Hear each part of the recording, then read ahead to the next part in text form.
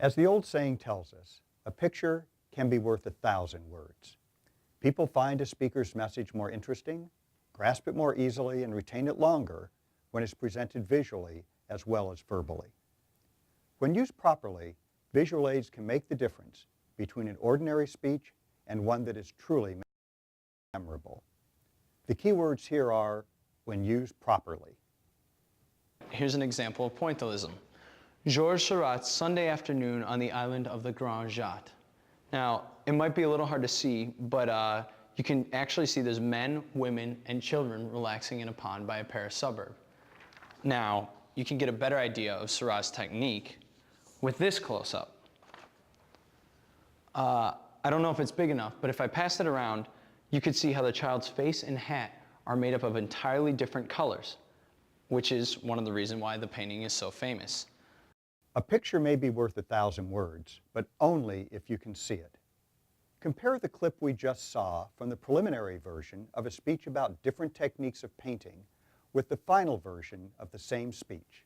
Pointillism is an artistic technique in which small dots, or points, of color work together to create a whole image. It thrived during the 1880s and 1890s and is best known today because of the French artist Georges Seurat. Seurat's most famous work is titled Sunday Afternoon on the Island of the Grand Jatte. I'm sure a lot of you have seen photographs of this painting.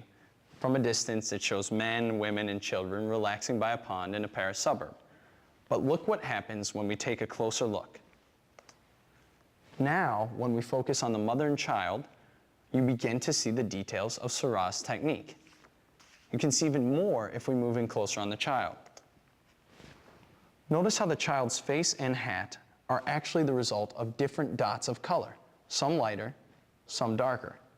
As viewers, we put the dots together in our minds to create the whole image.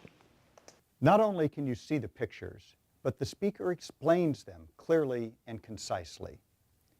If you follow the guidelines presented in The Art of Public Speaking, you'll be able to use visual aids just as effectively in your speeches. The guidelines for preparing visual aids include: prepare visual aids in advance, keep visual aids simple and uncluttered, make sure visual aids are large enough, use fonts that are easy to read, use a limited number of fonts, and use color effectively. The guidelines for presenting visual aids include: display visual aids where listeners can see them, avoid passing visual aids among the audience, display visual aids only while discussing them, talk to your audience, not to your visual aid, explain visual aids clearly and concisely, and be sure to practice with your visual aids when you rehearse the speech. In the excerpts from student speeches that follow, you'll see examples of strong and weak visual aids. As you watch, think how you can use visual aids effectively in your speeches. Let's start with an informative speech titled The Ups and Downs of Skyscrapers. When we look at the 5 tallest buildings in the world, you may be surprised to see that only one of them comes from the United States. What are those buildings? In 5th place, at 1,362 feet, is the Two International Finance Center in Hong Kong. Also in China and holding the 4th spot is Shanghai's spectacular Jin Mao Building, which rises 1,380 feet. At 1,450 feet, Chicago's Sears Tower is the world's 3rd tallest building and the only U.S. structure in the top 5. 2nd place is held by the Petronas Twin Towers in Kuala Lumpur, Malaysia, each at 1,483 feet. You may remember seeing these in the Sean Connery film Entrapment. And the world's tallest building, at least for the moment, is the Taipei 101 Tower at 1,670 feet, which was completed in 2004. I say for the moment because plans are already underway for taller buildings, proving once again that the urge to reach for the sky seems to be a basic part of the human condition. This is a creative visual aid, and it helps the speaker communicate his ideas better than he could have by words alone. Here's another visual aid that achieves the same objective. Notice how the speaker maintains eye contact with her audience and presents her aids in perfect coordination with her words. No matter how one looks at the evidence, it all leads to one fact: there are too many motor vehicle accidents, deaths, and injuries involving teenage drivers. According to the National Highway Traffic Safety Administration, while teenagers make up 7% of the nation's licensed drivers, they represent 14% of all motor vehicle fatalities. The NHTSA reports that last year, 3,657 drivers aged 16 to 20 were killed in automobile accidents. In addition to killing the drivers, these same accidents took the lives of 2,384 teenage passengers. But these accidents didn't affect teenagers alone. They also took the lives of 2,625 people aged 21 or older. So the total number of people killed last year in automobile accidents involving teenage drivers was 8,666, almost exactly the number of full-time students at this campus.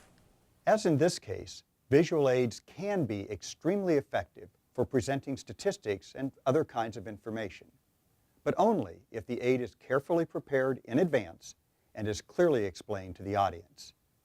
This is true whether you're using PowerPoint, poster board, or overhead transparencies. What happens if the aid is not properly prepared and explained? Here are two clips from a speech about the role of immigration in American history. The first shows a poorly designed visual aid, which looks as if it were thrown together at the last minute. And now I want to show you my chart. These are different, these are where different US immigrants come from, and you can see that they're from all over the place. We have Asia, Mexico, Caribbean, South America, I mean, you could read it, and all the different percentages, they're different. Yeah, we have 36 and 10 and all the way to 4. I guess I should move to my next point. Now look at the final version of the same speech. In this version, the speaker's chart is clearly explained, is printed on heavyweight poster board, and is easy to read, even from the back of the room. As you can see from this chart, which is based on the figures of the US Census Bureau, 36%, more than 1/3 of recent US immigrants have come from Asia. 14% have come from Mexico, and 11% have originated from Europe and the Caribbean, respectively. The next three groups consist of almost 1/4 of the total. South America with 10%, Africa with 9%, and Central America with 5%. An additional 4% come from other parts of the world. Another thing you may have noticed in this clip is how the speaker uncovers the chart just before she discusses it, and then covers it up again as soon as she's finished. This is one of the most important rules in using visual aids. Display the aid only while you're discussing it. Otherwise, the audience will be looking at the aid rather than listening to you. There's one other kind of visual aid you can use, your own body, as in the following informative speech about yoga. As you watch, notice how well the speaker explains her ideas as she demonstrates them. This takes a lot of practice, but it makes for a great speech. The second pose I'm going to do is the triangle bow pose. You start with your feet a little bit wider than your shoulders. You then take your arms straight out across your body with your palms facing down. You then touch your left hand to the floor while the opposite arm stretches towards the ceiling. You then take your head and gaze up towards the ceiling. This pose helps with your blood circulation, and it stretches your torso and your neck. The third and final pose I'm going to do today is the King of the Dance pose. You take your right foot into your right hand and extend your left arm forward. And as you raise your left arm, you raise your right leg as high as possible. You hold this pose also for 30 seconds to a minute.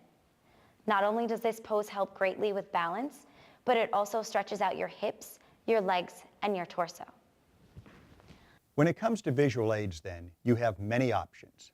You can show photographs, drawings, or objects. You can present charts and graphs.